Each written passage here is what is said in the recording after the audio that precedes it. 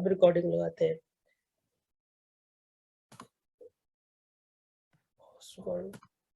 ठीक है, हमने बात की थी कि हमारी PHP जो है वो केस सेंसिटिव है, तो केस सेंसिटिव से यही मुराद है अगर हमने एक वेरिएबल बनाया है जो जिसका हमने कैपिटल लिख दिया F, तो दोबारा अगर हम उसको यूज करें, अगर हमने F कैपिटल नहीं लिखा तो वो एरर देगा कि फ्रूट जो है वेरिएबल, ये नया वेरिएबल है, ये इनवैलिड है, ये हमने नहीं देखा, या यहाँ पर आएगा क्या आएगा, नथिंग, कि इसके अंदर कोई वैल्यू नहीं है। तो हम अपनी लोकल होस्ट चलाते हैं, उसके बाद हमारा था प्रैक्टिस का फोल्डर hello.php, तो वो क्या एरर दे रहा है, अनडिफाइंड वेरिएबल। क्यों दे रहा है अनडिफाइंड? बिकॉज इसका f और उसका f सेम नहीं है। तो इसका मतलब ये है कि मैं अगर स्मॉल f के साथ एक और वेरिएबल बनाऊं जिसके अंदर मैं लिख दूं मैंगो, तो क्या होगा, ये दो अलग अलग वेरिएबल्स हैं। अब देखना इस लाइन के अंदर किधर चली गई, ये क्या है, यहां पर एरर आ रहा है करंट,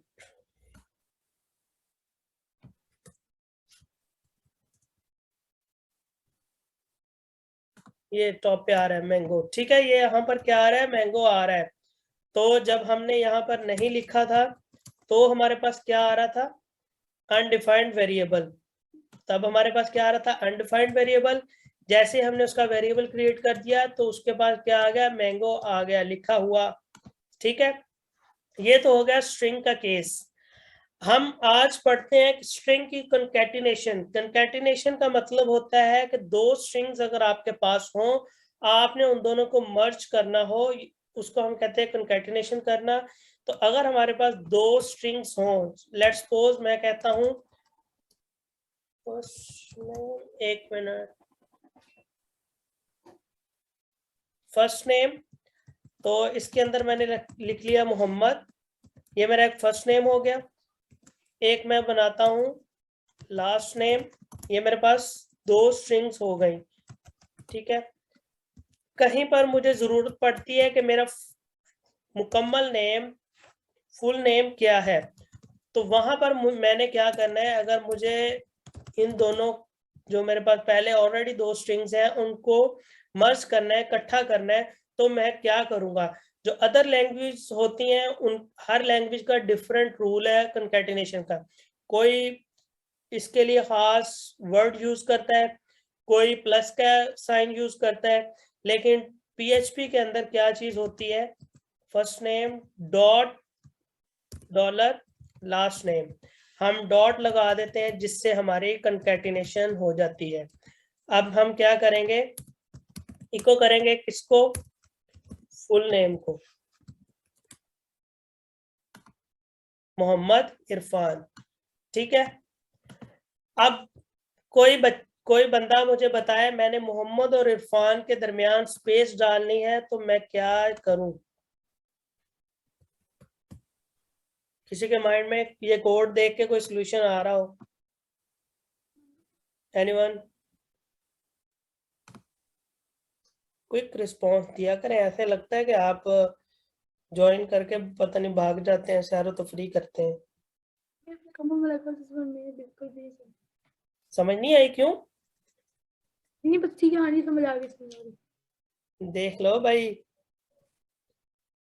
नहीं समझ आ गई, हाँ जी समझ आ गई। अच्छा चलो, बाकी और किसी का नहीं है रिप्लाई का, ठीक है। तो हमने क्या करना है, तुम ही बताओ ना मोहित, क्या करें, स्पेस डालनी है, क्या करूं, मोहम्मद और इरफान के दरमियान स्पेस डालनी है, स्पेस डालनी है। ये देखो ना यहाँ पर हमारे पास मोहम्मद और इरफान जुड़ा हुआ आ रहा है, अगर हम स्पेस डालना चाहें तो क्या करेंगे, हम सिंपल, हमने अभी पढ़ा कंकैटिनेशन कि ये एक स्ट्रिंग है, एक और स्ट्रिंग है, उन दोनों को हमने क्या कर दिया, मिला दिया, जोड़ दिया। तो इसका मतलब है कि यहाँ पर हम एक और स्ट्रिंग ऐड कर देंगे। उसके अंदर हम क्या करेंगे, यहाँ पर मैंने मोहम्मद फर्स्ट नेम के बाद डॉट डाला और यहाँ पर हार्ड कोटेड स्ट्रिंग दे दी। ये भी तो एक स्ट्रिंग है ना, डबल कोटेशन, जैसे यहाँ पर डबल कोटेशन के साथ स्ट्रिंग दी है। मैं यहाँ पर एक स्ट्रिंग दे दूंगा, उसके अंदर स्पेस डाल दूंगा। अब हमारी कितनी स्ट्रिंग्स हो गई हैं? फर्स्ट स्ट्रिंग, उसके बाद डॉट, उसके बाद ये वाली सेकंड स्ट्रिंग, उसके बाद डॉट, फिर हमारी थर्ड स्ट्रिंग। ठीक है, तो टोटल क्या बन गया? Full name. ये हमारी फाइनल स्ट्रिंग बन गई। अब देखना मोहम्मद और उसके दरमियान स्पेस आ जाएगा। ठीक है, सर हम भी कर सकते हैं ना? क्या? इस तरह से हम शायद सब्ट्रैक्शन वगैरह करेंगे। हाँ हाँ, वो भी करेंगे, आगे चल के देखेंगे। तो कंकैटिनेशन पढ़ाने का, समझाने का मकसद ये है कि आप जितनी मर्जी स्ट्रिंग्स आपके पास हो, आप उनको विद वेरिएबल नेम या विद हार्ड कोटेड डायरेक्ट भी उनको मर्ज कर सकते हो। जैसा कि आप फर्स्ट नेम के स्टार्ट में एक स्ट्रिंग मर्ज कर दो। कौन सी स्ट्रिंग? हाय की। ठीक है, यहां पर हम लिख देते हैं हाय।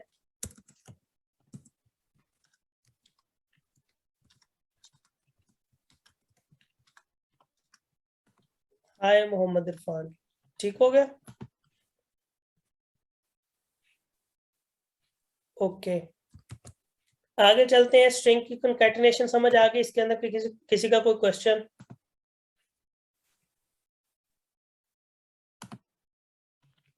लाइन ब्रेक अगर देनी हो पीएचपी के कोड में ही तो वो कैसे देंगे? लाइन ब्रेक पीएचपी के कोड के अंदर देनी हो तो आप, जैसे हमारी स्टेटमेंट एक क्लियर एंड हो रही है, हम एंड करते हैं, उसके बाद नीचे वाली लाइन में आ जाए आप।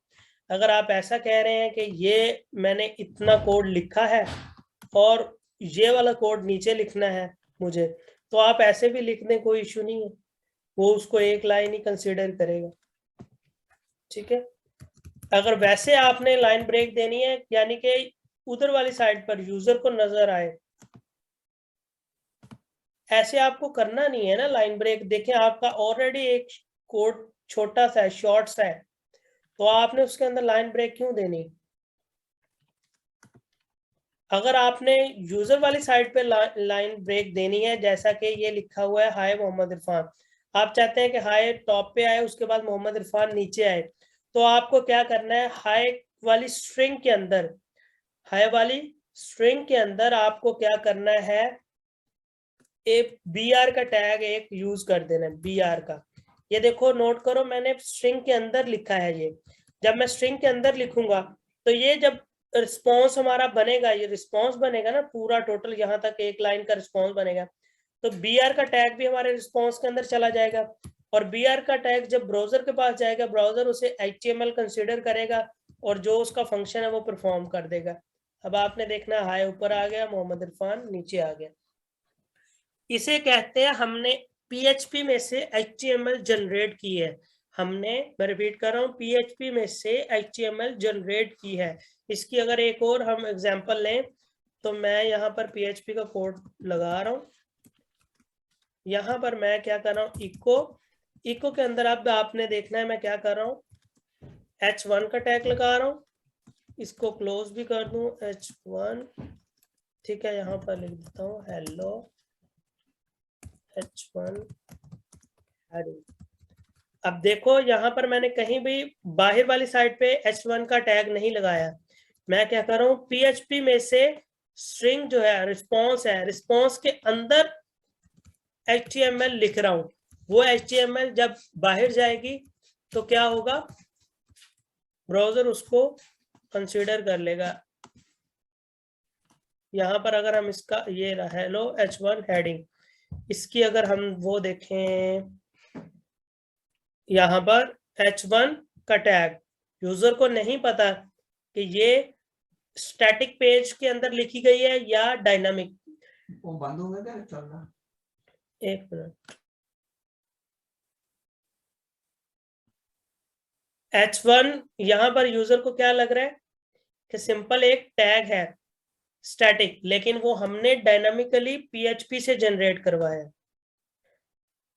असाइनमेंट में नहीं हो रहा था तो H2 के ही टैग यूज करने पड़े सबके लिए अलग अलग। वो ये जब आप आगे चल के आपकी प्रैक्टिस हो जाएगी, फिर ये आप पर डिपेंड करता है कि आपने PHP के अंदर ही H1 का, देखो दोनों तरीके सेम है। आप नोट करो ये वाला तरीका और ये वाला तरीका, यानी कि आपने h1 का बाहर टैग लिख लिया, आगे जहां कंटेंट लिखना है वहां पर PHP का टैग लगा दो इको, और यहाँ पर लिख दो हेलो h1 हेडिंग। अब देखो दोनों का रिजल्ट सेम है, दोनों लाइंस का, इस वाले कोड का और इस वाले का, दोनों का सेम रिजल्ट है यूजर वाली साइड पे। लेकिन ये हम पर डिपेंड करता है कि हमने ऐसे लिखना हमें अच्छा लगता है या इजी लगता है या ऐसे लिखना। ऐसे लिखेंगे तो हम क्या कर रहे हैं, h1 का टैग लगाया, जहां हमें कंटेंट की जरूरत है वो PHP के जरिए दिया है। यहाँ पर क्या है, हमने कोड समेत कंटेंट जो है वो PHP से जनरेट करवाया है। ये दोनों मेथड वैलिड है, जो आपने यूज करना है कर लें। ये एक्चुअली सिचुएशन के हिसाब से होता है, आगे चल के आपको खुद ही अंदाजा हो जाएगा किस सिचुएशन में कौन सा टैग हमें यूज करना है। ठीक है, अभी तो आप सिर्फ उसके टूल्स सीख रहे हो PHP। ओके जी, अब हम बात कर रहे थे कंकैटिनेशन की। कंकैटिनेशन हम सिर्फ यहाँ पर असाइनमेंट करते हुए, अच्छा एक बात और, इसको असाइनमेंट कहते हैं।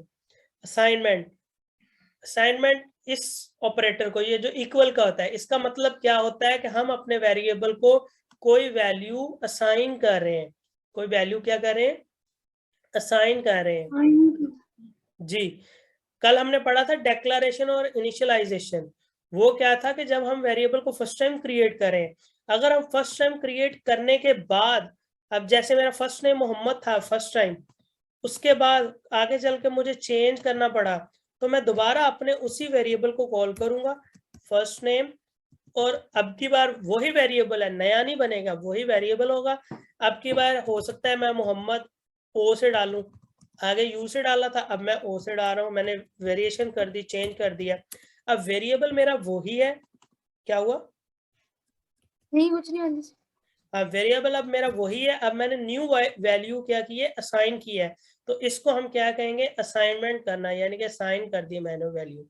तो कोई भी आपसे पूछ सकता है कि लैंग्वेज के अंदर इक्वल का जो साइन होता है वो उसको क्या कहते हैं, असाइनमेंट ऑपरेटर। ऑपरेटर यानी कि कोई ऑपरेशन परफॉर्म करने वाला। ठीक है, क्लियर हो गया। अच्छा, जो मेन बात थी हम कर रहे थे वो ये कर रहे थे कि वेरिएबल को असाइन करते हुए सिर्फ हम कंकैटिनेशन नहीं कर सकते, हम जब इको करवा रहे होते हैं अपना रिजल्ट, तब भी हम कंकैटिनेशन कर सकते हैं। कैसे कर सकते हैं, ये मैंने जो हाई की जो स्ट्रिंग डाली है यहाँ पर, इसको मैं हटा देता हूँ, मैं यहाँ पर नहीं डालता, मैं जब इको करवा रहा हूँ तब डाल सकता हूँ। ठीक है, दोनों सिचुएशन सेम है। यहाँ पर अब क्या होगा, ये वाली स्ट्रिंग और ये वाली दोनों पहले कंकैटिनेट होंगी, कंकैटिनेट होने के बाद एक फाइनल स्ट्रिंग बनेगी, वो फाइनल स्ट्रिंग किसको मिलेगी, इको को, और इको क्या करेगा, प्रिंट करवा देगा, सिंपल। ठीक है, मोहम्मद इरफान, हाय मोहम्मद इरफान, रिजल्ट देखो दोनों सिचुएशन में सेम है। तो बताने का मकसद आपको ये था कि आप कंकैटिनेशन वहां पर भी करवा सकते हो, यहाँ पर भी करवा सकते हो। ठीक है, उसके बाद आप PHP के अंदर ये भी आपके पास एक फीचर है जो किसी और लैंग्वेज के पास शायद ही ना हो। वो फीचर क्या है कि आप स्ट्रिंग के अंदर किसी वेरिएबल का नेम भी लिख सकते हैं।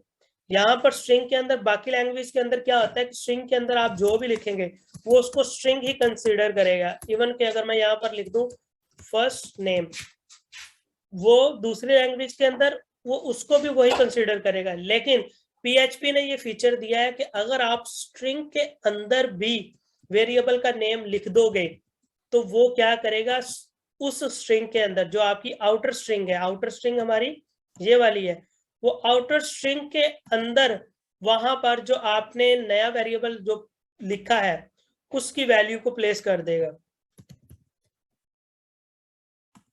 ठीक है, रिजल्ट हमारे पास सेम। ठीक हो गया। तो बताने का मकसद है कि हम इसको बाहर इसके साथ अटैचमेंट भी कर सकते थे और इस स्ट्रिंग के अंदर भी लिख सकते थे। क्लियर होगी ये चीज, इसके अंदर यहां तक स्ट्रिंग से रिलेटेड कोई क्वेश्चन हो? क्लियर हो गया।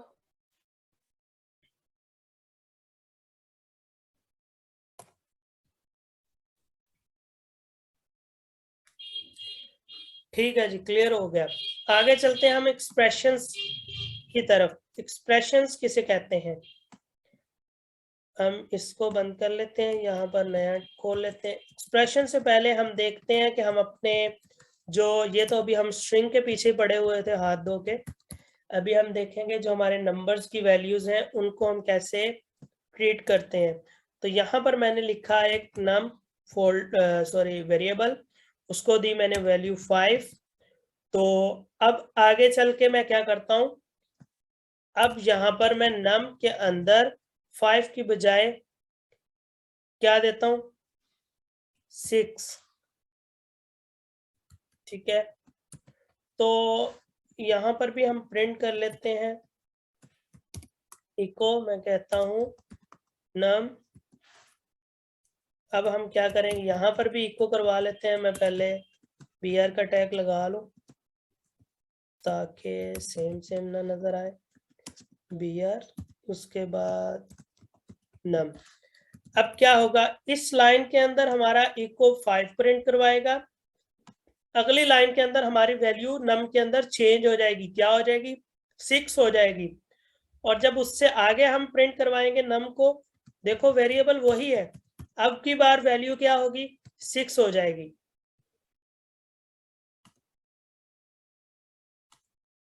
पहले क्या थी 5, उसके बाद क्या होगी 6। अच्छा, अब हम ऐसा भी कर सकते हैं 6 + 6, इसको क्या कहते हैं, एक्सप्रेशन। एक्सप्रेशन हमारी जो मैथ के अंदर इक्वेशंस होती हैं कि 6 + 6 या 6 - 6, 6 + 6 - 2, इस तरह की जो चीजें हैं वो क्या है, उनको हम कहते हैं एक्सप्रेशन। अब की बार मैंने क्या किया है, जो नम हमारा वेरिएबल है उसको मैंने कोई वैल्यू नहीं असाइन की, मैंने उसको एक एक्सप्रेशन असाइन कर दिया है, यानी उसे एक मैथ का क्वेश्चन दे दिया है कि भाई आप इसको खुद ही सॉल्व करो, सॉल्व करने के बाद जो वैल्यू आएगी वो इस वेरिएबल को दे दो। अब हमारा जो कंपाइलर है लैंग्वेज का, वो इसको सॉल्व करेगा, वो देखेगा 6 + 6 कितना है, 12, और वो 12 किसको दे देगा, नम वेरिएबल को दे देगा। ठीक है, यहाँ पर आप देखो 12 हो गया। ठीक है, अच्छा जी, अब हम और क्या कर सकते हैं, यहाँ पर हम इन दोनों को एक बार डिलीट कर देते हैं।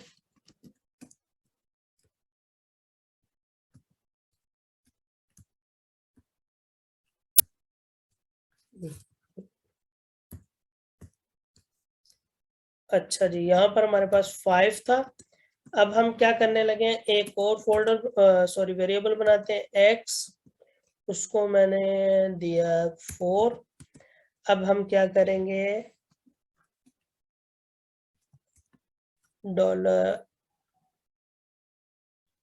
$b।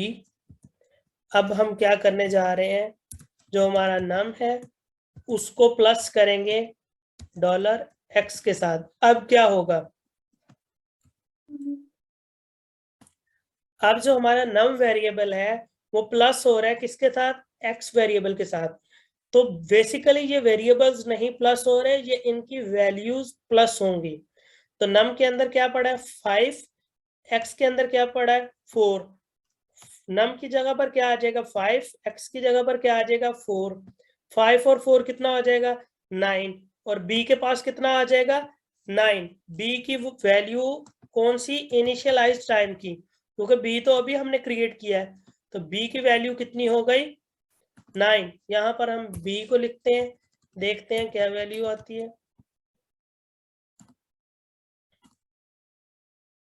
ठीक है जी, 9 क्लियर हो गया।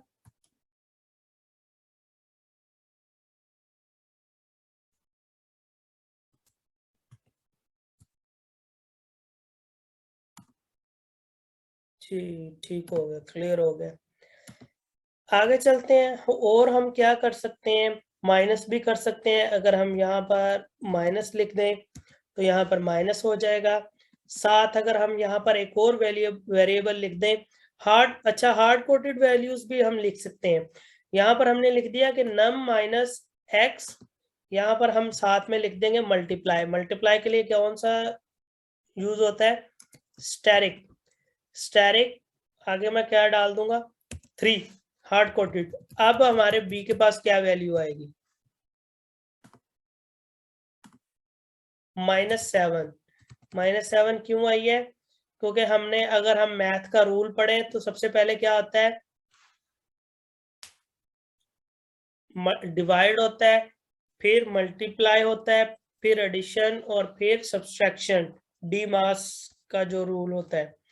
तो x के अंदर हमारे पास क्या पड़ा हुआ था -x का क्या पड़ा हुआ था 4 मल्टीप्लाई हुआ 3 से कितना बन गया 12, तो माइनस का 12 हो गया ना। अब नम के अंदर क्या था 5 -12। मोहित हमने मेरा ख्याल मैथ नहीं पढ़ी ना। हाँ, अब आपको याद आ रहा है मैथ की इंपॉर्टेंस? मोहित हेलो। हाँ जी। हाँ जी, मैंने कहा ये आपको तो समझ नहीं आ रहा होगा, क्या आ रहा है? पता नहीं से क्या मुराद? तो नहीं खाना ही नहीं। मैं कहता था ना कि मैथ करनी है हमने। चलो खैर टेंशन नहीं लेनी, आ जाएगा। यहाँ पर इसको अंडरस्टैंड करो क्या है। मैथ के अंदर हमारे पास होता है DMAS, यानी कि पहले डिवीजन होती है, फिर मल्टीप्लिकेशन होती है, फिर एडिशन, फिर सब्सट्रैक्शन। ये हमारे पास क्या है क्वेश्चन है, इसके अंदर माइनस भी है, मल्टीप्लिकेशन भी है, डिवीजन भी है। तो हमने पहले क्या करना है DMAS के हिसाब से पहले डिवाइड करना है, लेकिन यहाँ पर तो डिवाइड कोई भी चीज नहीं हो रही। तो उसके बाद हमें क्या करना है, अगर डिवाइड वाला सीन नहीं है तो मल्टीप्लिकेशन करेंगे। तो मल्टीप्लिकेशन देखो, ये मैंने 3 लिखा है हार्ड कोटेड में और ये $x लिखा है। तो $x क्या है 4 है ना। तो ये कौन सा है माइनस का है। तो इसको हम एक स्टेप डाउन कर लेते हैं, ये सिर्फ समझाने के लिए मैं लिख रहा हूं। ये नम की वैल्यू एज इट इज रहेगी, यहाँ पर -x का क्या आ गया 4 और मल्टीप्लाई बाय 3। अब नेक्स्ट स्टेप में हम देखते हैं नम वैसे ही रहा, -4 और 3 कितने हो गए, टेबल पढ़ो तो 12 कितने बन गए ये -12। अब नम के अंदर क्या था 5, तो 5 -12 कितने हो गए -7। अब क्लियर हो गया।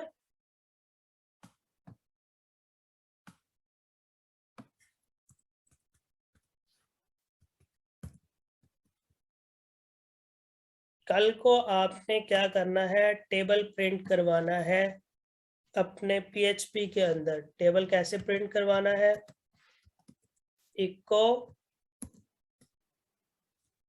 आपने एक स्ट्रिंग बनानी है जिसके अंदर उसका टेबल का सारा सेटअप रखना है। कैसे, इको यहाँ पर हम लिखते हैं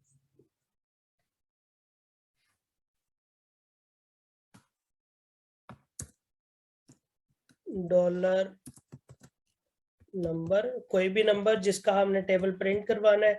लाइक अगर मैंने 7 का प्रिंट करवाना है तो आगे चल के मैं क्या करूँगा, डॉलर, जो हमने वैल्यूज बार बार चेंज करनी है। तो अब मैं क्या करूँगा, काउंटर, यहाँ पर मैं लिख देता हूँ काउंटर। काउंटर हमारा स्टार्ट हो रहा है किससे 1 से। अब मुझे क्या करना है 7 मल्टीप्लाई बाय 1। तो इको के अंदर सबसे पहले मैं क्या करूँगा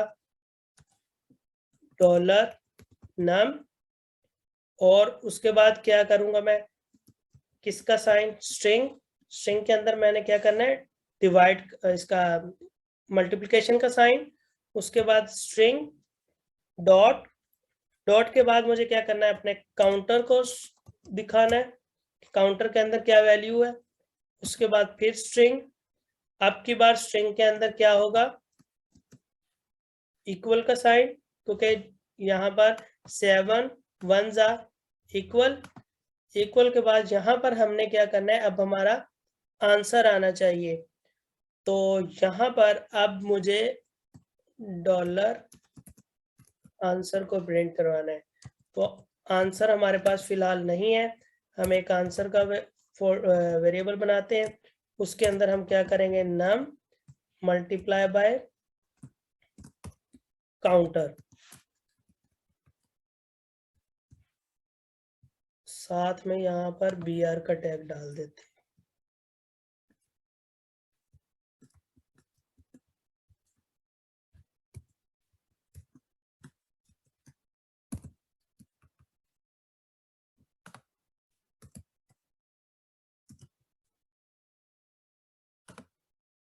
देखो 7 1 जा 7, हमारा एक टेबल का एक स्टेप बन गया। 7 1 जा 7। अब हमें क्या करना है, दूसरा स्टेप बनाना है। लेकिन दूसरा स्टेप बनाने के लिए आप नोट करो कौन कौन सी चीजें चेंज होंगी। एक तो ये जो 1 लिखा हुआ है इसकी जगह पर 2 आएगा। दूसरा ये वाला जो 7 आंसर वाला है इसकी जगह पर 14 आएगा। तो ये चीज हम कैसे अचीव करेंगे, मुझे अपने कोड के अंदर 3 लाइनों के अंदर चेंज करना पड़ेगा। सबसे पहले काउंटर के अंदर चेंज करना है। यहाँ पर मैं काउंटर लिखूंगा, अब की बार मैं काउंटर को वैल्यू 2 असाइन कर दूंगा। अब मुझे दोबारा आंसर को कॉल करना है कि आप दोबारा कैलकुलेशन करो। उसने दोबारा कैलकुलेशन की, उसके बाद मुझे दोबारा प्रिंट करवाना है, तो मैं दोबारा प्रिंट करवा दूंगा। अब आपने देखना है, ठीक है, रिजल्ट चेंज हो गया। सो ऑन, ऐसे मैं अपनी ये तीनों लाइनों को रिपीट करता जाऊंगा और यहाँ पर 2 की बजाय 3 कर दूंगा, तो हमारी थर्ड लाइन आ जाएगी। तो आपने कोई सा भी टेबल जो है वो प्रिंट करवाना है। असाइनमेंट आपकी ये है, ठीक है।